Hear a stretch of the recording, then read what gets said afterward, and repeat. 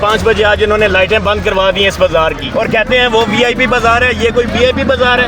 کیونکہ یہاں پہ رہنے والے تو پاکستانی نہیں ہیں. یا تو ان کو فنڈ دیں یا ان کو سمجھائیں تھوڑا سا کہ غریب اسٹال ہولڈرز کا تھوڑے سا تعاون کریں ان کے ساتھ.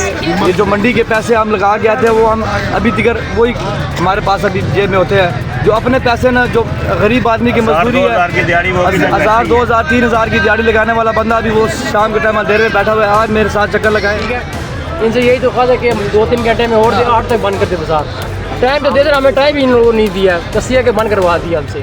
وفاقی دارالحکومت کے G10 اتوار بازار میں CDA انتظامیہ نے غریب ریڑھی بانوں, خواتین خریداروں اور مزدور طبقے پر ظلم کی انتہا کر دی.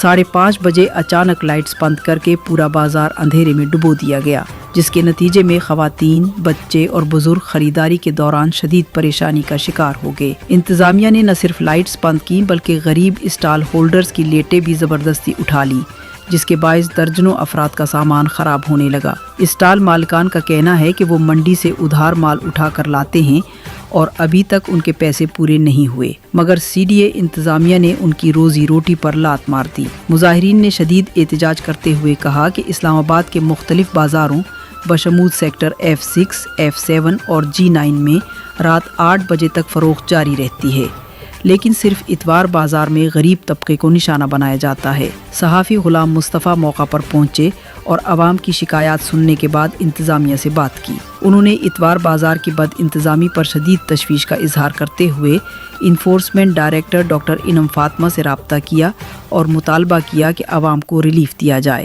لائٹس کی بروقت بحالی اور اسٹال ہولڈرز کو تحفظ فراہم کیا جائے. شہریوں کا کہنا ہے کہ CDA کا یہ طرز عمل نہ صرف غیر انسانی ہے بلکہ غریبوں کے معاشی قتل کے مترادف ہے. عوام نے چیئرمین CDA سے فوری نوٹس لینے کا مطالبہ کیا ہے.